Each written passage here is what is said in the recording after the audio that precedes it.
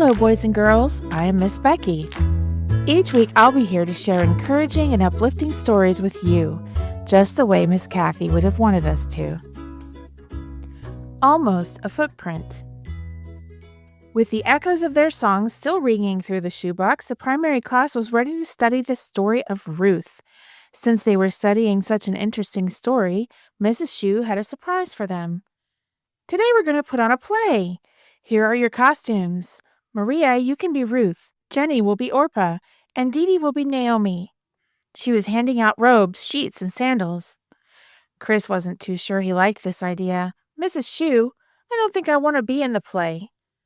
I'm sorry to hear that, Chris, Miss Shue said. I wanted you to be two different people. How could I be two different people? Well, not at the same time.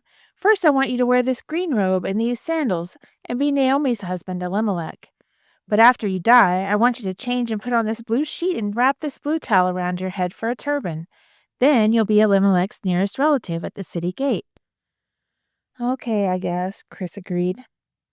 Mrs. Shue looked at him as if she were going to ask a question, but then she went on. Willie and Sammy, I want you to be Malon and Chilion, Ruth and Orpah's husbands. Wrap these two white sheets around you. Then after you die, let's see. Sammy, you put on this red robe and be Boaz. Does everyone remember the story?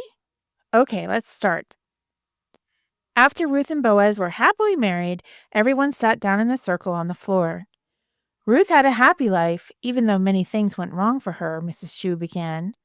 She was kind to others, no matter what bad things had happened to her. Chris still looked unhappy. At least no one was making fun of her or calling her names. Mrs. Shue looked at Chris. What happened, Chris? Yesterday we had a substitute teacher at school. She was calling out names to see who was present.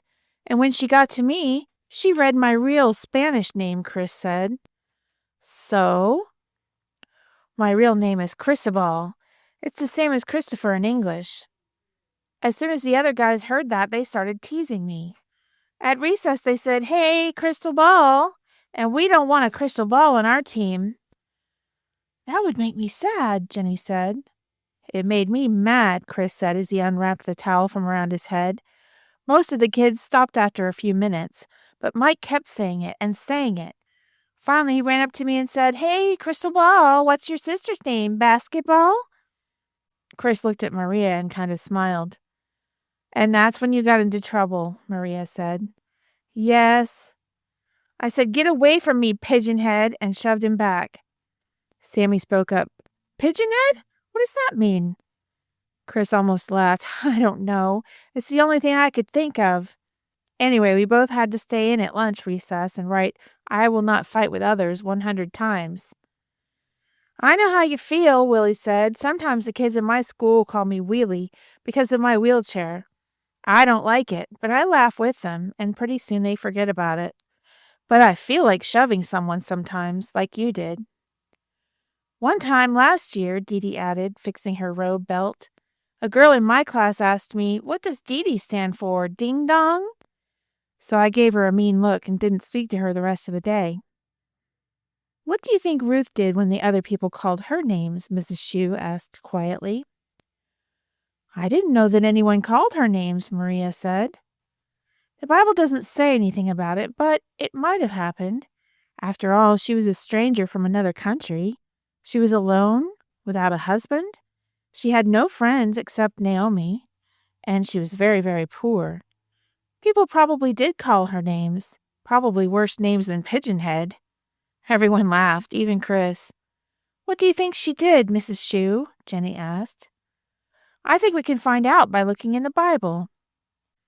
Chris, can you turn to Matthew 5 and read verses 43 and 44? Everyone opened their Bibles and Chris began to read.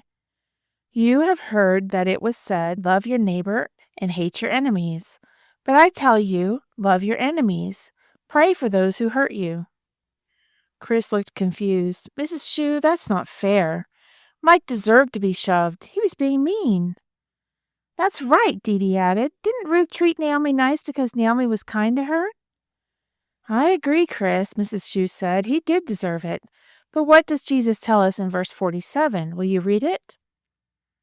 And if you're nice only to your friends, then you are no better than other people.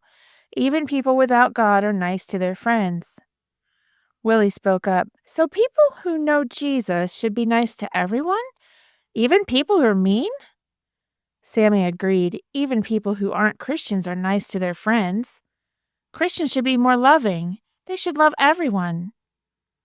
So Chris shouldn't have shoved Mike. But what should he have done? Maria asked. He should have ignored Mike, DeeDee said. He should have told the teacher, Jenny said. He should have asked Mike to leave him alone, Sammy said. Those are good ideas, but I can think of another thing Chris should have done. Can you, Chris? Mrs. Shue asked. Chris looked up at her. I should have prayed. Jesus was there to help me, but I didn't ask him to. Mrs. Shue patted Chris's arm. That's right, Chris. We know that Jesus wants us to be kind, even when others are cruel. So we can be sure that he is ready to give us the strength to do that, if we ask for it.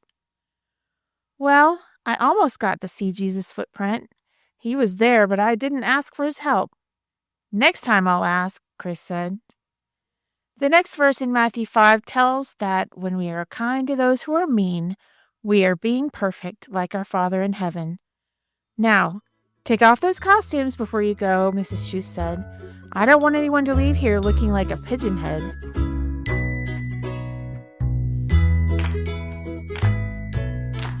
The story you have heard today is from the Shoebox Kids Bible Stories, written by Jerry D. Thomas and used with permission from the Pacific Press Publishing Association.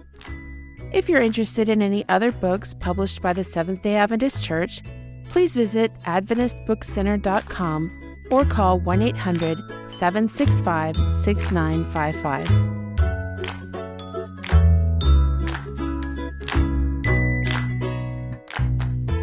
This podcast is a production of the Carolina Conference of the Seventh-day Adventist Church.